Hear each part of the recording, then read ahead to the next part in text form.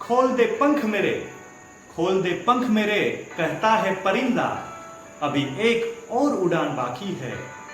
अभी तो नापी है मुट्ठी भर जमीन, अभी पूरा आसमान नापना बाकी है। लहरों की खामोशियों को, लहरों की खामोशियों को समुंदर की बेबसी मत समझ नादा। लहरों की खामोशियों को समुंदर की बेबसी मत समझ नादा, क्योंकि गहराई जितनी अंदर है बाहर उतना ही तूफान बाकी है, बाहर उतना ही तूफान बाकी है।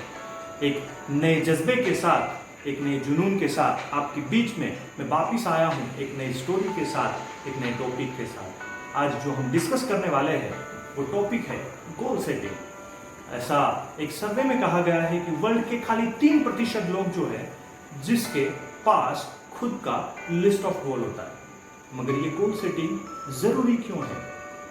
क्योंकि आपको ये पता होना जरूरी है कि आप 2 महीने के बाद, 5 महीने के बाद आप क्या करने वाले हो, आप 1 साल के बाद क्या करने वाले हो, आपके पास 5 साल का प्लानिंग है कि नहीं। That's a very important thing for success. आज यही सारी चीजों को एक स्टोरी के थ्रू मैं आपको समझाता हूँ। एक बार एक टूरिस्ट एक 4 रास्ते पे आके खड़ा होता है और एक बुजुर्ग आदमी को पूछता है कि दादाजी ये रास्ता मेरे को किधर लेके जाएगा। उस टाइम पे वो बुजुर्ग सेम क्वेश्चन उसको वापस पूछते हैं, बेटा आपको जाना किधर है। उस टाइम पे वो टूरिस्ट उसको आंसर देता है कि वो तो मेरे को पता नहीं है।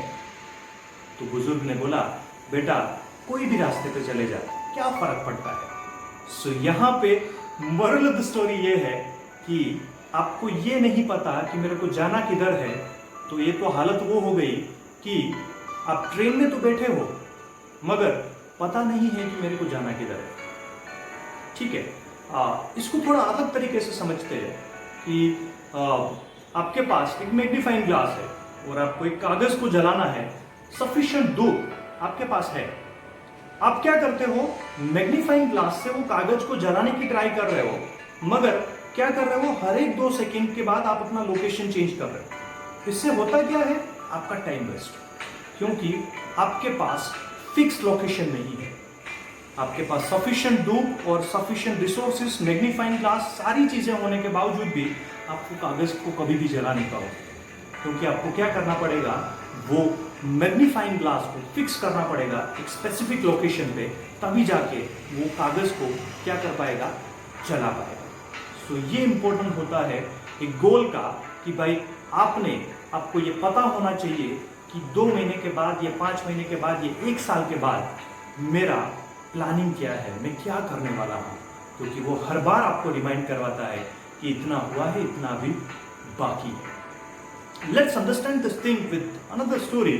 एक फार्म हाउस था और वो फार्म हाउस के गेट पे कुत्ता बैठा रहता था।